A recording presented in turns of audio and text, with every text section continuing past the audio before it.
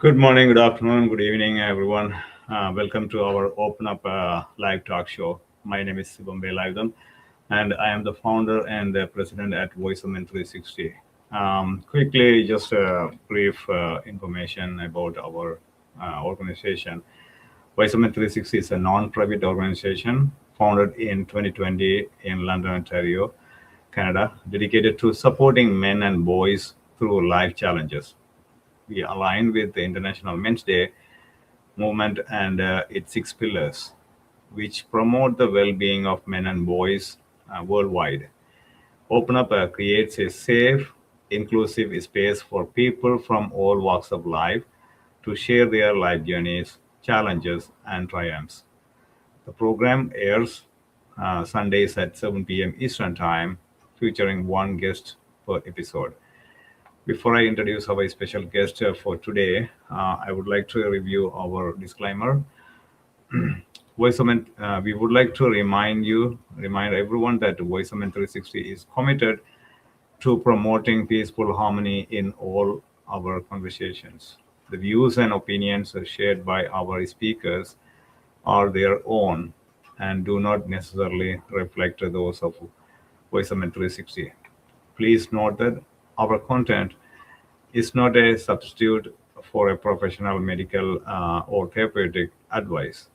If you are struggling with personal challenges, we strongly encourage you to reach out to qualified expert for questions or concerns about today's episode or any of our content.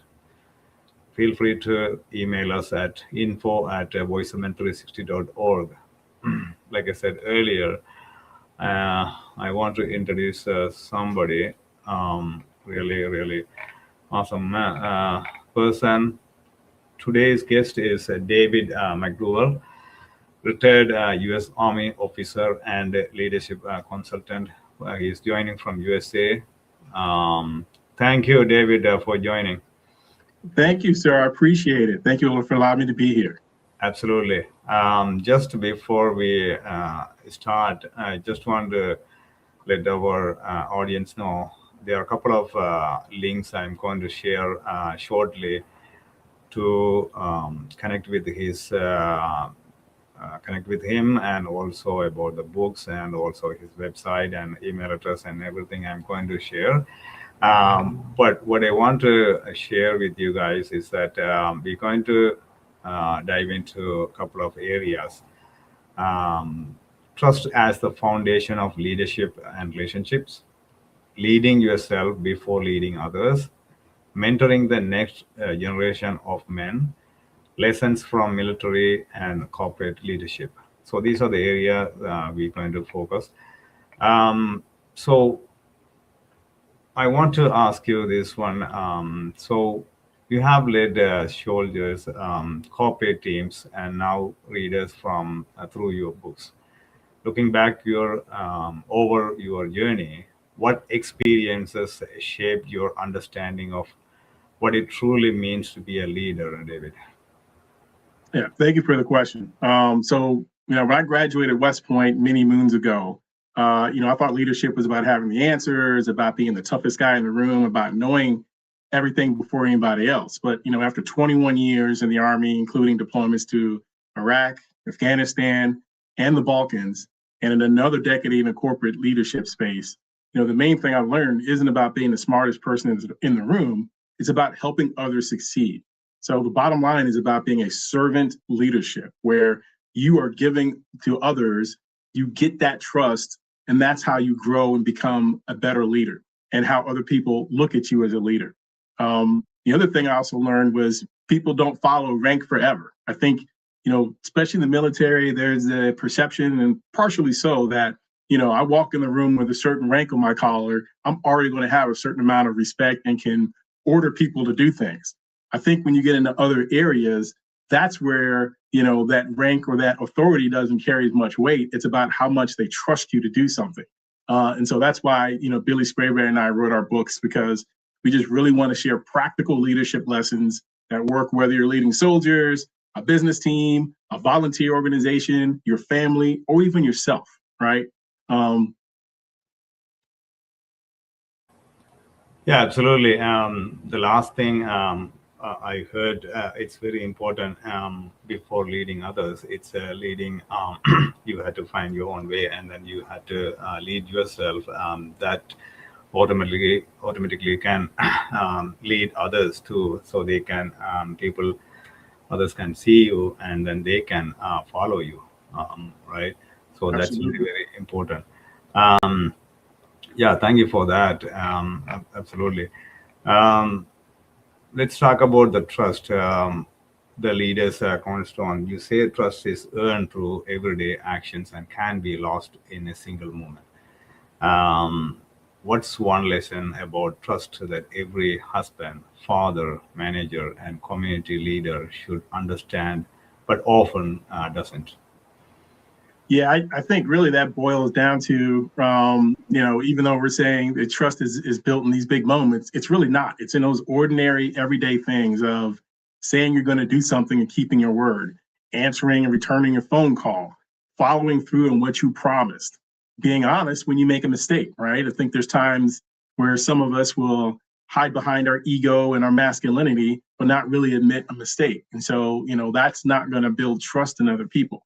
And really, every interaction, it sounds big picture and it sounds scary, but every interaction that you have with somebody either, deposits into that trust bank or withdrawals from that trust bank. I had an example of a few years ago when I was in the corporate space. I had a manager. We had a new initiative that was coming down, and they needed somebody to analyze, thousands of lines and assign who it's supposed to go to. And I had 1 week to get the project done. So then, I'm a military guy, so I do the 1/3 planning and then 2/3 execution, and I'm doing all this and I have it laid out. And on the second day, my manager calls me up, and he wasn't involved at all in what was going on and how it was getting executed, but he perceived that it wasn't going to get done on time, that I couldn't make it happen. And so, I laid out what the problem was, what are the steps we've done to mitigate it, where we are with percentage on that. But he was like, I don't trust you to get it done. So it was like he didn't have the trust in me to complete the project, which I got done 2 days ahead of time. For me, I lost all trust in that manager because they didn't, show up as providing resources or help. They were just telling me, you're not going to be able to do something, and I'm just going to sit back and watch it happen. So, for us, it's trust is earned moment by moment, decision by decision. And I know in that case, that might be a big moment. But back to those everyday things that you can and should be doing is being able to keep your word. And so that also starts with being honest with yourself. Don't lie to yourself, man. I'm not saying lie to anybody, right? But I mean, you can't lie to that person in the mirror, and that person in the mirror knows if you're getting up and being disciplined about the thing you were said you're going to do or not. And so I think that should also be something that people consider as a journey through life and interact with others and how that impacts trust. Absolutely. I love that because the thing is that I was writing. So trust actually start from within yourself, right? Because first you had to trust yourself and then trust others, right? So this way, people also can trust you, right? So trust is the basic fundamental thing. Um, leadership begins within. Many people want to lead others before learning to lead themselves. What does leading yourself look like during seasons of stress, disappointment, or failure? Yeah, I'm also going to reiterate that, that people come in and say, what do you want to do? Well, I want to be the manager. I want to be the leader. But by the way, leadership and management are not the same thing. And so in our first book, we talked about leadership, management, and administration. And so it's like the ultimate goal you're trying to get to is that strategic leadership where you're leading leaders. But you can't do any of that until you actually, become self-disciplined and doing what it takes to be done, even though you're not feeling it. So, during those stressful seasons, learn how to control your emotions to control the situation, right? Don't be that person that flies off the handle. Oh my gosh, you know what I mean? Like you think about all the problems that we've had throughout the world keeps on spinning around. So also some of that is learn how to humble yourself and understand that, there are things that you need to get better at before you can hold other people accountable. You don't blame the circumstances, right? Well, if they had done this, if they had done that, ultimately, if you're going to be a leader, then you're responsible for everything that happens or fails to happen. Like you could be in bed and somebody does something crazy, you're responsible, right? That's that burden of leadership and that servant leadership mentality that he should be growing into to doing that. And final thing I say, for me, my personal example is like biking. So I did like 21 years in the Army. I had to go run and do push-ups and do Army stuff all the time and lift weights. For me, the only thing that was getting me out of bed and keeping me in shape was biking, right? So I got me a nice, pretty bike with all the clips and like I'm on Tour de France and stuff, right? So this morning, I got up at 7 in the morning and did, an hour ride. I didn't want to do it at all, but that was the discipline that I promised myself I was going to do. And so it still begins with you.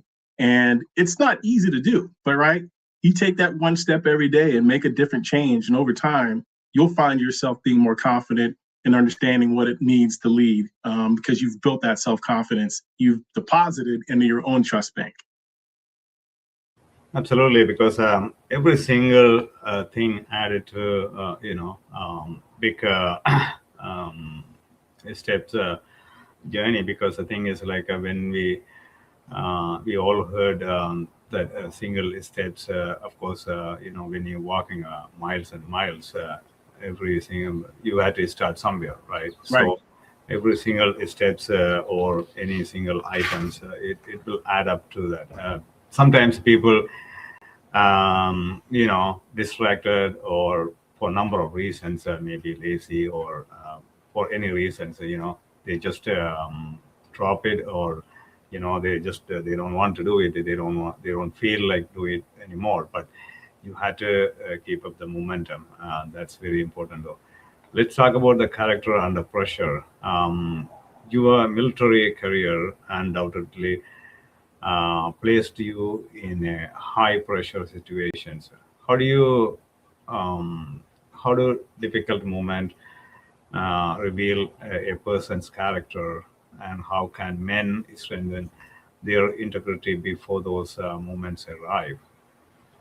Yeah, I'm gonna probably give some different kind of analogies, right? But I think it was like Maya Angelou said, if someone shows you who they are, believe them. But also, perfect practice makes perfect. So just in my biking example, if I wanted to go race and do a 30-mile race, I'm going to be doing the training and all the other things that go with that months before that, or somebody training for a marathon or a 10K. And so the pressure is not something that if you've already worked on becoming proficient at what you need to do. But one pressure situation I remember was back in 2003 during Operation Iraqi Freedom. I was a battery commander, so I had 94 soldiers, as I said before, and I think we were actually at White Sands, New Mexico training. And we had this thing called a SEED mission, suppression of enemy air defense. So, we would shoot our artillery and then we would essentially suppress the target. And then we would stop, and then the Air Force, they would fly in and do what they need to do. And then we would shoot some more artillery to kind of give them cover.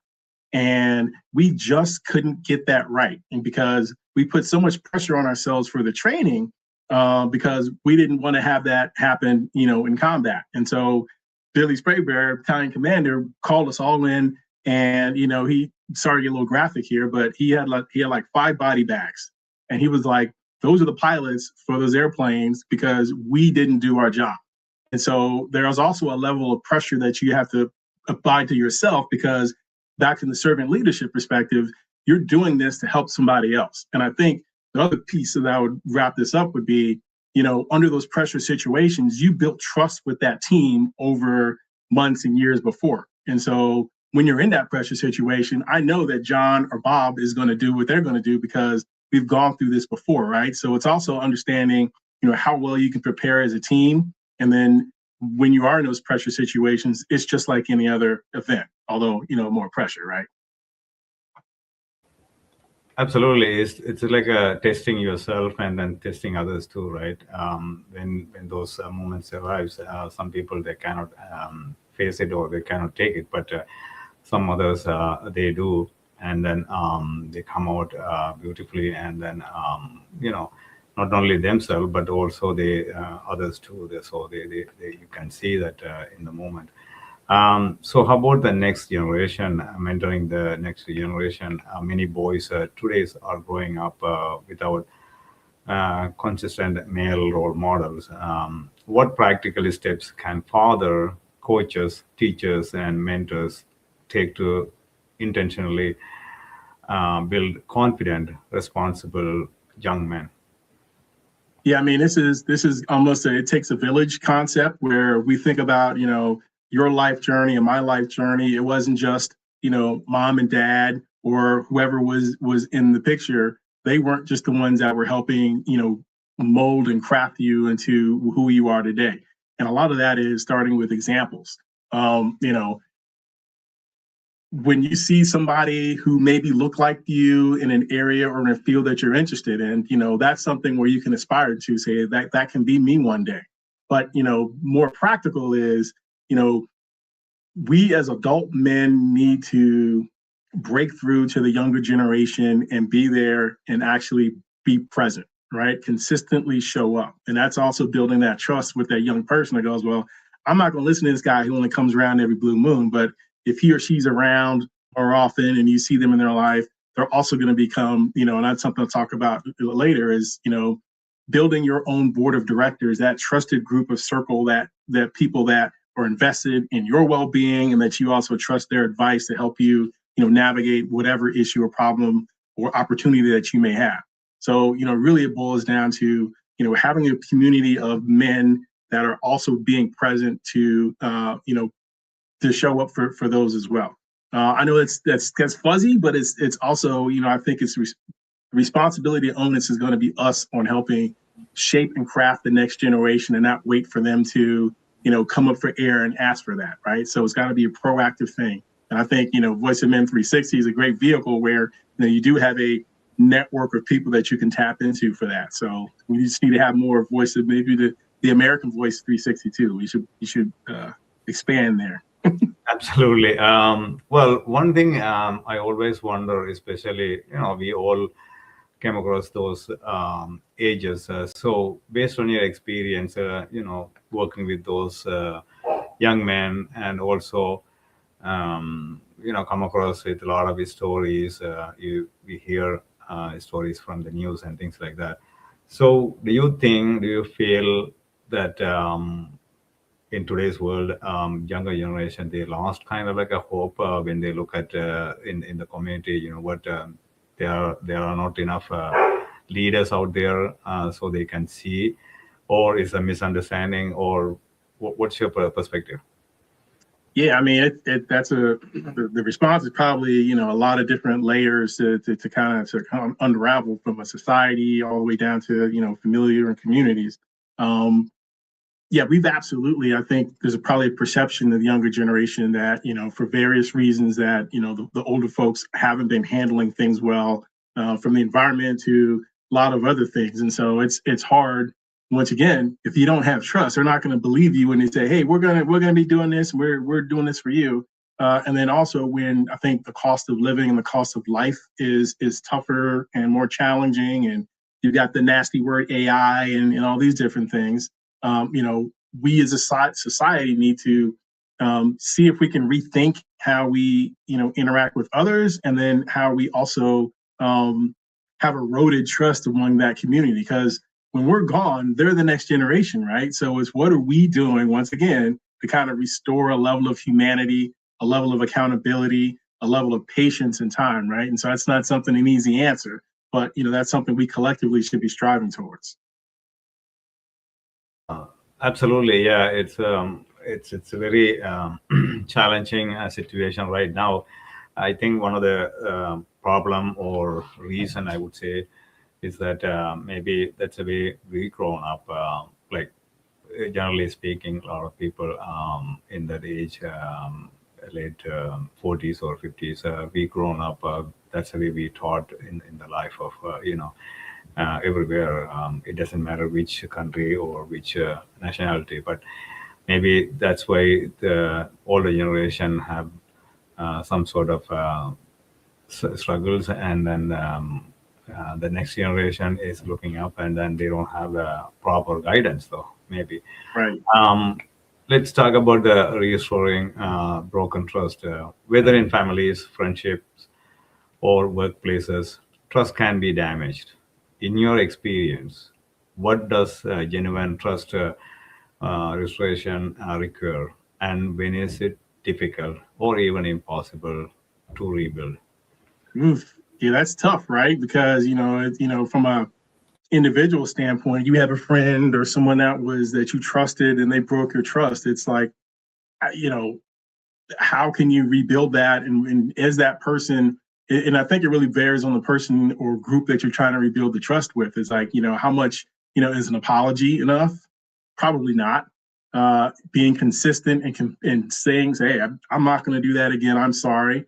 But that's also being humble and being open and admitting that you made a mistake, right? There, and this is from the nice side, right? Because there's also, you could be, lying and deceitful. We're saying that you maybe broke trust, but you didn't mean to break trust and you didn't know how to, right? And so it goes back to being self-disciplined, being honest that you made a mistake, and actually making amends to restore that trust. And it goes, once again, it goes back to being having humility, patience, and showing time, or in within time. But one of the other things I think we're talking about, I think we pivot to that a little bit, is also asking for help. And so I think, in today's society, a lot of times men are portrayed as not being asking for help. Like, you get lost before we had GPS and everything else, right? You had a map and stuff and you'd have to stop. And most men were just like, I know how to go where I'm going. It's like, maybe you don't. Maybe you can stop and ask for help. I know from a military standpoint, there's an organization called 22 Kill, which I now is called One Tribe Foundation. So 22 U.S. veterans you kill themselves every day, approximately. And so one of my observations when I came back from Iraq the first time, one of the things was, we're tough. We're not going to tell them that I had, a head injury or I'm feeling a certain type of way because I'll get sidelined, right? And I think that was also a shift in terms of how the military thought about mental health and those things, because there's a downstream effect to that. So I at some point had to do that as well and ask for help and get counseling and deal with my 7 deployments and just sort of brushing them under the rug. I had to take care of my mental, spiritual, and physical health before I could reintroduce myself back into society. So it's it may not be that extreme or that level of help that you need, but you still have to lean on somebody when those days and those times are hard. Just going back to your trusted advisors, of people that you should be trying to develop and grow over time. And I know we'll get to that as well, but I'll stop there. Yeah, I was going to say that yeah, I want to reconnect with the earlier point that you mentioned.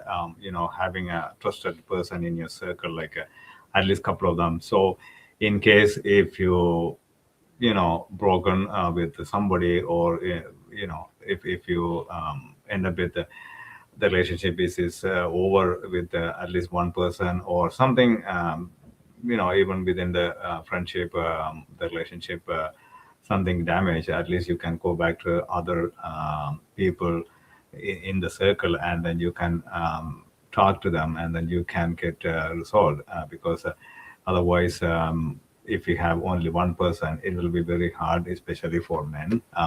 So that's very important. So trust of people, the social circle is very, very important. Otherwise, you cannot. Everybody needs everybody. So it's good to have at least more than one, two people, though, right? The other thing I want to just insert here is that probably we never talk about the men's mental health in the military personalities. I don't know whether you want to touch on that, or we can talk in some other times, because it's very hard. I seldom, or very hard to hear. We don't talk about that much in the general public, right? Right. Yeah. I mean, I alluded to that before in terms of that. I can't speak for the military, right? At least as you said, non-attribution in this discussion. But I think that the military and the Veterans Affairs, which is really when folks leave the military but they're now in veteran status, has very robust behavioral health programs and tools and resources to help folks, navigate whatever that challenge may be. And I think that was one of the things that, was absent, is that those resources were there, but I don't know if it was, it was probably viewed as a career killer in some cases, depending on what your issue is, versus just like you have a physical ailment and you had to get physical therapy and to recovery to get yourself well. There's also those things with the mental health aspect, and you layer on the fact that most of those folks were in high pressure environments for several years, and we're still human beings, and so there's got to be a way for you to deal with that. And so I think that's something we've turned the corner on. But as I alluded to with the 22 kill, there's still work to be done. And so I think that's one of the things we've done kind of at a tactical level, is that we've got the 94 soldiers. I think I'm at least in touch with maybe 10 or 15 of them who are in touch with the other ones, and we'll check in with each other, right? So that goes back to I'll say the trusted board of advisors, but folks that you can at least turn to and be like, hey, I'm not doing that great, or how are you doing? Let's check in. And then that small thing could turn the tide of that person's life in ways that you never know, right? It's kind of like the ripple in the ocean or in the pond, and how that kind of goes out. So yeah, still a lot there to kind of talk about, but it's back to rely on the resources that are there and available. And that is something that's probably the first step when you're in that situation. When you find yourself in a hole, stop digging. Absolutely, yeah, because a lot of people, we see military, some sort of news and everything, but there are a lot of things going on within that the spectrum, and then a lot of suicide, and a lot of mental issues, and then a lot of different cases, so situations. So it's because at the end of the day, when we look at the ratio of the suicide, doesn't matter which category, but overall 78 to 80% men around the world. So that's it's a really disturbing ratio. So that's we Right. have to talk about that. We had to not only military, but when we talk about law and enforcement, and paramedic, and firefighters too. But yeah, these are they are very under pressure. So let's talk about the leadership and mental well-being. Strong leaders are often expected to always appear confident. How do you balance strength with vulnerability, and what role does emotional honesty play in effective leadership? Yeah, I mean, you kind of almost answered the question kind of within itself, right? I think that you know, thinking you're the person that knows all the answers probably isn't the right answer. But leaning on and being open and humble, and saying that you don't have all the answers, I think opens up, unlocks the brains of other people around you, because they're like, okay, well, this is someone who's also showing that they're human, that they can make mistakes, that they're doing the best that they can, and or they're doing it for the right reasons. And they're also engaging the people around them when they don't have, like, I'm not a technical guy, right? So if I've got a team with different functionalities, and that was one thing I think in the military that also helped us, is that, I was a battery commander. I had an HR person, had an intelligence person, operations person, logistics, mechanics, and all these different special. I'm not an expert at that, right? But so I had to rely, and one, spend some time to invest in learning about that area, so I could do a better job of supporting him as a servant leader.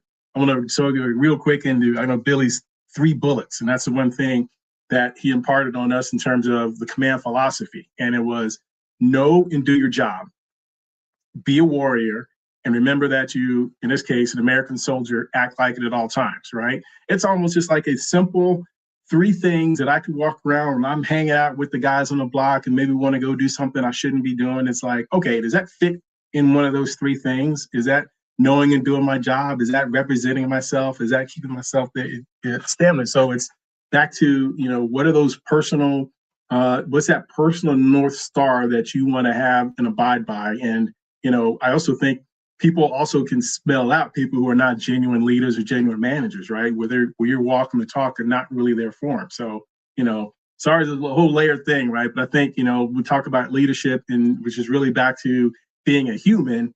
it's just something we have to also navigate. But you also invest that discipline in being like, where am I at in my core, and how do I want myself to be seen by others? What's my personal brand? And so that's something to consider as people navigate that space. Well, one thing I want to ask you, I was thinking because when we put them together, leadership and mental well-being, is do you feel or do you see sometimes people, um, either yourself or when you train them, when you coach them, they feel the same way. You know, end of the day, we are human being, and then when we talk about leadership, if it is all the time leadership, leadership, leadership, and then is it sometimes we feel is it pressure or over pressure, or is it something you really want to do it and then you enjoy doing it, but over time it's getting to the point, you know what, maybe you need some breaks. So what do you think, like, it doesn't matter either adult or young men, is there any do you feel pressure, or are they taking lightly, or what do you think?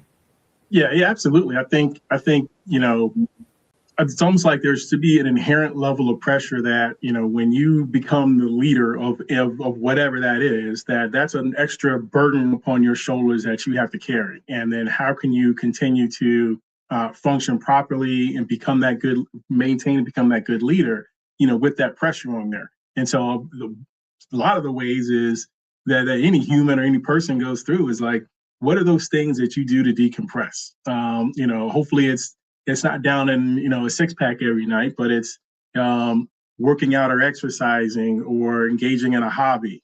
But it's also, I think, recognizing, and that's one of the things observed is like, let's say you're in a group of your similar cohorts, and one of them becomes a leader and they become the manager of everybody else. That dynamic changes, right? And then that leader suddenly finds himself alone. They don't have the buddies to kind of bounce ideas and fears and things off of.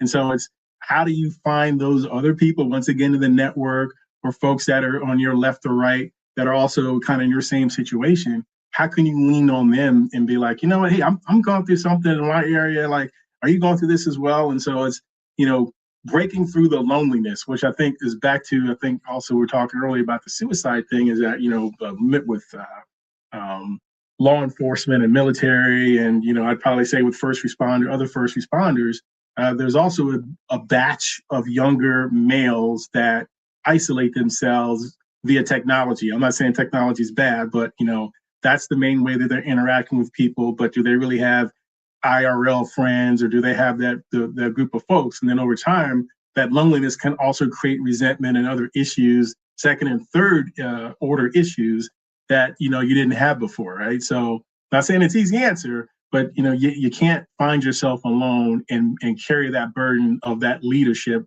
alone.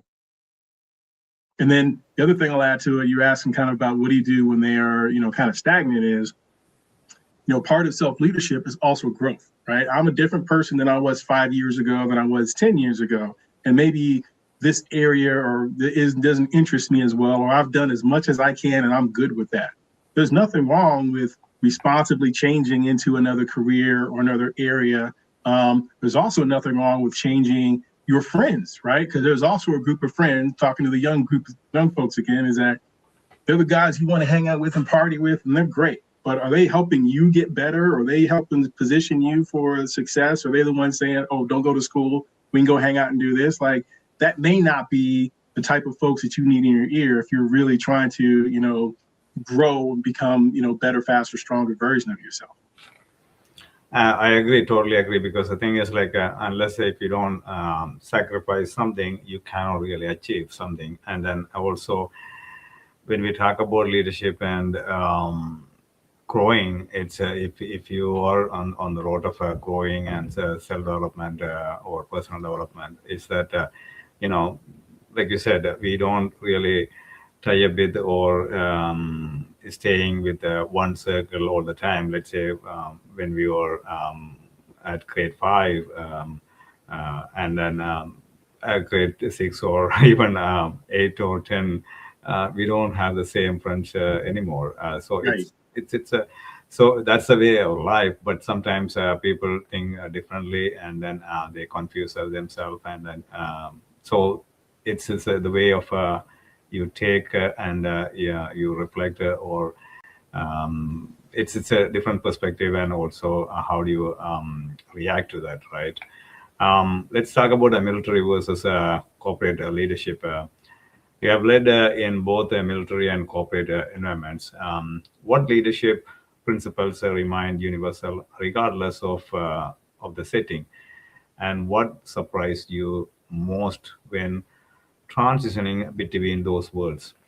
Oh, yeah, that's also a tough transition, I think, when people leave a certain profession and they have that inherent North Star, that's purpose, right? In our case was to fight and defend the nation's wars against all enemies, foreign and domestic, and you can rally people around that. And so when you go into a corporate setting, how do you find that purpose? And so I think that's what people is still universal, is that soldiers and employees want a lot of the same things. They want purpose, they want respect, they want clarity, and they also want to know that their leader genuinely cares. So for me, one of the things, and that was huge similarity that I found, moving into the corporate world.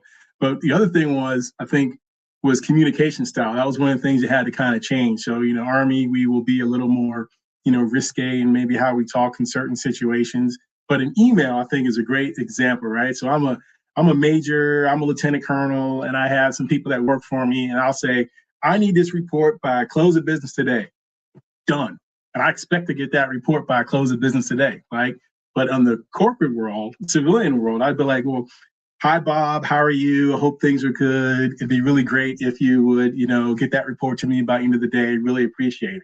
But, not to say it's softening it, but it's learning how to adjust your leadership style, which is more importantly, your communication style for the environment and also the audience. And so, I had to just be cognizant is that you can still be a great leader, but you don't have to be the one yelling at people or barking orders, right? You can find a way, to give and get respect. But, I think that was a huge transition for me and stuff. But I still think that employees and soldiers, at the end of the day, are still really the same. They want purpose, they want to be treated with respect, and they want clarity, right? So, that's one of the main takeaways I got from that transition. So probably I will take you back from a couple of years, in the beginning of transitioning, when you go back, just remember or just share with us like how did you handle in those early days, because it's still you are learning, and then you try to adapt to the new environment. How did you come across? How did you handle? Well, one of the things I did early on was where I work they have quite a bit of, they call them business resource groups. And so they have one for different affinity groups and they have one for veterans. And so early on, I plugged into that group. So I had folks that could help me navigate and understand, how my transition to the corporate world was. One of the things I did later, but I should have done early on, and this program that we have called Bring Your Boss to Vets, where, I sit down with that manager who's probably never, managed a veteran before, and understand that, we're going to bring different superpowers to the table. We're also going to have a higher expectation of that leader versus maybe somebody else. And so having that candid discussion with them and be like, hey, here's where I'm coming from. Can you understand that? And to give them insights into, kind of like how the military and what that person's going to bring to the table. But, the other thing I did is back to the, I'm gonna say friend circle, but, the professional network is, with the people on my team, like I sat down with all of them for like 30 minutes just to get to know them and understand what they do and then broaden that out.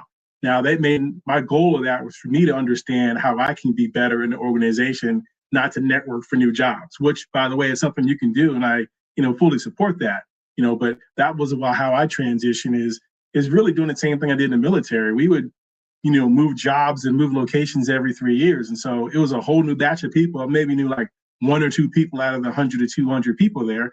you got to get to know people and build a level of trust, even at a professional, colleague level. So that's kind of what I did. And then, the last piece on that is, I also was going through using, therapy through the VA. And so I was, helping kind of using that to adjust and understand and acclimate into the corporate world. For me, it's a little bit easier. For the last maybe half of my career, I worked with Department of the Army civilians and non-military folks for quite a time. So I had a little bit of, acclimation and insights into the different world, if you will. Absolutely. So I can understand that the supporting system is it's not only one, but a number of different resources, or you know, the mechanism you had is that it's help you big time. So the supporting system is very important, though. Let's talk about the legacy. When people remember your leadership years from now, what do you hope they will say? Not about your achievements, but about the kind of person you were. Yeah, absolutely. And I think, this is probably something that we ran into, and as folks pass on, the main thing you think about a lot of times is, not the title, or like you said, the things I've done or accomplished, because, a lot of times that's back in the history books, no one's going to remember it. It's how did I make them feel? Did they leave conversations and interactions with me in a more positive manner? Did I help get them more confident? Did I invest in them? And that's the thing, is like, what's the term? You plant a seed for a tree that you'll never stand under, kind of thing. And that's the takeaway I would wish that people would have, in terms of my legacy. And of course these books too, right here, to be my legacy. Yeah, I like that. I really want to, you know, I like that very much. So let's. Can you briefly share details about your two books? Be a better leader, trust the leaders cornerstone. Sure thing. Well, the first book, I think, and we're talking in, I guess, pre-show about how this came about is, back in 2003, I was a commander and we were doing our thing in Operation Iraqi Freedom. And, and also graduating from West Point, I've been exposed to the foundations of leadership and applied them for a very, very long time. And, fast forward 20 years, that the other commanders, we all met, I believe, in Oklahoma, because Fort Sill, Oklahoma was kind of our base of operations. So we met in that area, as a reunion. And Billy and I were kind of remarking about our experience transitioning out. And he worked for defense contractors and did some other things and kind of teaching. And what we found is that, the leadership and the type of leaders that we interacted with throughout our career isn't what we were seeing in the corporate world. And instead of making that an indictment on this type of leadership is good or bad, we posited, or made the question is, what can we do to empower people to become a better leader? So it's about finding tools and resources to help you become better, and not, use. And I think the other thing we thought about is, if you think about some of the other leadership books or genres, we had one that was like, follow this general or follow this famous person and go through their life and you can be just like them. And it's like, the chances of me going through all the same exact opportunities that person did to get there are probably not going to happen. Or here are 5 or 6 leadership traits that you can just go do. Good luck. Our book, at least our first one here, was really about how can we help people understand that leadership, management, and administration are not the same thing. They work together. And as I noted before, leadership is still about people, and the leader's ultimately responsible. But we broke it. We changed those two dynamics into how could someone be equipped to become a better leader in different situations, at family, at home, at work, at church, volunteerism, and then rounded that out with interviews from 14 or so leaders from different backgrounds and different industries, and kind of distilled what those leadership lessons were, which really led us to the second book. Was the main thing that we distilled down was trust. And so that's why our second book is Trust the Leader's Cornerstone. And so that really, builds upon that self-leadership, developing that level of self-character, and developing trust between other people that you work with and work for. to actually to ascend to become that leader that you're trying to get towards. So yeah, it's a labor of love for us, and it's excited to spread the word. But and I think that's also something talking about what can we do to help the younger generation. It's sit down with people and tell them about what these concepts are. Right? It's open their aperture, open their mind up to what the art of the possible could be. Back to leading by example. Absolutely. So that's why I'm displaying for the viewers. I just want to let you guys know that I'm displaying that the website, his website, and plus Amazon, the link, so you can check it out. Those books, and absolutely for younger generation or even adults, it's a very important, very critical one. But what I want to add to that is that probably in the future, in your next book or so, maybe add more to men, especially, a lot of men, they kind of like feel like lost, or um, even it's very hard time to identify finding their purpose, and then that's why they don't attach to, or they don't they really uh, don't feel they are belongs to the community or the society anymore. So that's one of the reasons, maybe, I think, we see a lot of suicide and other things, right? So it's good to add that one. Just go for a very shorter answer, or even you can just say in one sentence, or so. Who was the first leader who truly inspired you, and what made them unforgettable? Yeah, I was gonna do the my parents, and they've instilled integrity and service in me. What I had to think about that more, and I think there was this guy named John, and I was maybe in middle school, and I was in kung fu, and I thought one day I was going to do all that other kind of stuff, right? But he was probably one of the first young men that I looked up to be like, this guy is you know he's proficient at this area. He's well spoken. He's got it going on, kind of thing. So that was one of the first folks that I think that early on, really inspired me to be like, that's somebody I wanted to be like. And even though we hadn't kept in touch or anything like that, the way he carried himself and the way he led by example and the way he also mentored and developed me was something that I thought was something I could emulate as well. Of course, your parents have an impact upon that, but in a lot of situations with young men, there may not be that consistent male figure in their life. They may have to find that somewhere else, or you may not resonate with your father in a certain way where they tell you all the great advice, but you're not listening because it's coming from your father. But if that other person gives it to you, then you take it. So a lot of cases, it's make sure you got a well-rounded village of people that can give you that advice. But yeah, so he was the first one. Sorry for the long answer. Well, yeah, I was going to say that it's people to people, right? I mean, let's say for somebody, it can be a teacher, or it could be, um, father, or it could be uncle or grandfather, or someone from the history. You never know, right? But Mhm. it depends on the situations. Sometimes it can impact it directly or indirectly too. We never know.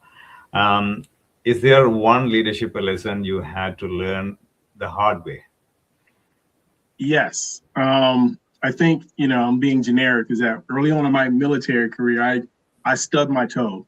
And then to overcompensate for that, I thought I had to like work doubly hard, triply hard, give all the right answers, do the more work than everybody else. And then so my boss did a mid-year review with me, and he was like, you're doing okay, but you're not really, you're not lifting up others and working as a team to accomplish goals. And so it was for me, it was like, you have to, when you make a mistake or you think you want to get somewhere else, you still have to kind of stay true to your North Star, where it's, I'm still going to provide value for the group and the organization versus me having to or wanting to do it all myself. And I think back to we were talking earlier on is that, if you're going to lead by yourself like the king and not have everybody around you, that pressure can really build up. And that's something that could turn you into, a bitter leader down the road. Yeah, absolutely. I can relate to that. In a lot of cases, I see in that it's a personal experience too. What's one daily habit that helps you become a better leader? Um, I check in with myself, right? Talking about, looking at that person in the mirror, and it's being honest with myself. So instead of doing like a what went well, what could I do more? But it is some of that, right? It is, did I accomplish the goals that I said I was going to do for this day? Or with my wife, we've been married 27 years, 20. She's not watching this yet, but right. And it's, did I keep my promises? Matter of fact, she came home, from vacation or from going out of town, and there were 4 or 5 things I said I was going to do. Luckily, I did them in time and everything else, right? So it's really just doing that self assessment and being honest with yourself. And if the answer is no, then guess what? You have an opportunity the next day to go to make it right or to take that next step, right? So I think a lot of times we put so much pressure on ourselves when we don't do something well or do something right versus, you know what, you got down, just get up again and, keep moving forward. So, there's also that optimistic tone. We should also give ourselves some grace if we're still trying to like improve ourselves and where we are. Absolutely. So you basically don't lose your hope. It's not the end of the world. It's just try second time, third time. It's always keep yourself. Don't be hard on yourself. If you could give your 25-year-old self one piece of leadership advice, what it would be? Just a lot of these learnings, right? That's always, we say that we are in this book, we say we're not perfect and we're also trying to become a better leader. One of those things that, that I didn't rely on is those group of people around me. It felt like, it was almost like, especially coming from West Point in a very high, high stress situation, and all these type A personalities are trying to be better than the next person kind of thing. And so that's how I viewed relationships, more transactional than relational, and building upon that. So it's, take advantage of the people that come in your life and have them stick around a little bit longer if you really feel that there's somebody who can help make you better. Yeah, it's true, very true. Yeah, sometimes we don't see that right away, but I think your heart can, predict it, or you can heart. It can say to you. So you had to listen to your heart. What's one book other than your own that has had the biggest impact on your leadership journey?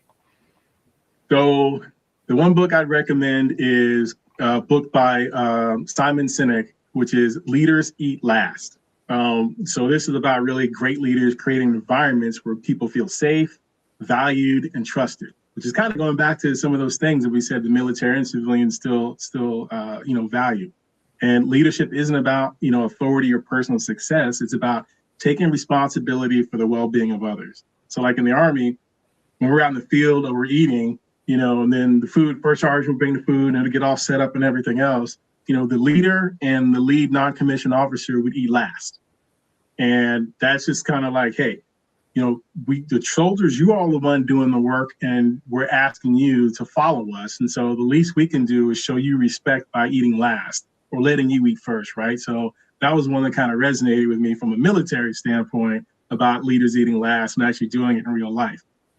Absolutely, yeah, I heard that too. Yeah, outside of leadership, what activities help you recharge and stay grounded? For me, it's cycling. That's my thing. That's my therapy to kind of get out. I'm getting better at communicating with my family. I spend a lot of time with them. We like to travel, and I'm getting in. Just those are the kind of main things. It's being with family, reconnecting with friends, but also cycling. That's my therapy. That's my thing. So doesn't have to be yours, right? Find that thing that you get that. You get that release or you get that rush from it, and continue to nurture that. Absolutely, yeah. I mean, whatever works for you, right? It can be for some people walking, some people reading books, or some people even exploring the nature. It Hmm. can be anything, right? So absolutely. So quickly, I do have a very quick announcement, and then I will come back to you. Still, I have few more questions. Okay, you stay Okay. there. You stay there. So one thing I want to I mean, we do have open up the one you are watching. Actually, it's a live talk show on Sundays at 7 p.m. Eastern time, and then Willie is a Tamil live talk show. It's on Sundays at 10 a.m. Eastern time. Monthly men's group meeting only for men by men. Second Saturday of every month from 7 p.m. to 8:30 p.m. through Zoom. No recordings. Please join through Zoom. The link is available on our Facebook page and group. There are no limitations on gender, age, nationality, or ethnicity. People from all walks of life can participate in any of our shows.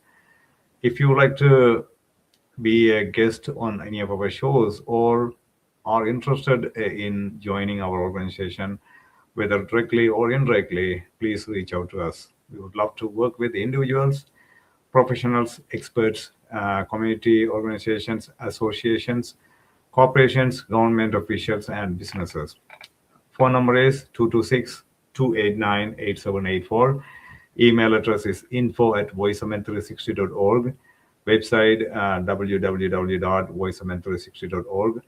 You can find us on all the social media, Facebook and group.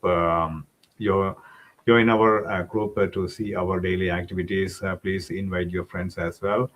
Other social media platforms are Instagram, LinkedIn, Twitter, YouTube, and TikTok. Please subscribe to our YouTube channel, VoiceOmen 360.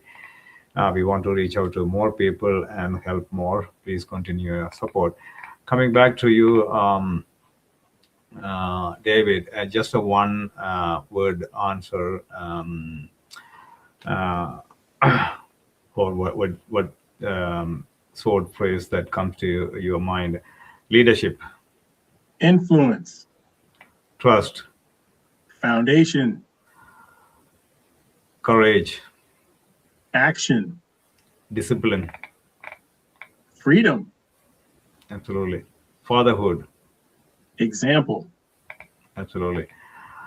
Closing question. I have a probably two questions. If every man listening today committed to changing just one habit this week to become a better leader in his family, workplace, or community, what would you encourage him to start doing tomorrow morning? Before tomorrow morning, the simple step is to make one promise and keep it. Maybe it's the back we were saying before, right? Call your spouse or call during lunch. Maybe it's spending uninterrupted time with your child. Maybe it's picking someone up for work. It doesn't start, it starts with those small commitments, right? So make one promise and keep it. And then make the next promise and keep it. Absolutely, yeah. Uh, at Open Up, we believe meaningful conversations can change lives. What's one conversation you wish more fathers, husbands, mentors, and leaders would have, but too often avoid? I think it's that candid question, the candid feedback, right? It's how has my leadership, how has my behavior affected you, right? And a lot of times when we ask one of those like feedback questions, we're going to get defensive. So it's like, don't defend yourself, be honest and listen, and try not to be defensive. But it's getting feedback from those people around you about, how they see maybe what you're doing. And they may be, a lot of times, right, they'll tell you stuff you may not want to hear, but you come around and go, you know what, that's absolutely right. So, showing that, level of, emotional intelligence and asking for, how am I doing? Absolutely. Thank you, David. It's a great pleasure to have you. Absolutely. Lot of areas we covered, and then it's almost 1 hour. But whoever watching, thank you guys, and then please continue your support. At the same time, David, I love to bring you back sometimes in the future and then discuss more, because a lot of things we still have to discuss. Absolutely. So thank you once again, and then great to have you here in a lot of areas. It's a really important and insightful, and I'm very confident a lot of people can take at least one step or here and there from the 1 hour discussion. They can pick at least a few ideas, and then they can make a positive impact in their lives. Though, absolutely. Thanks Thank a you. lot, David. Thank you. Thanks. Thank you.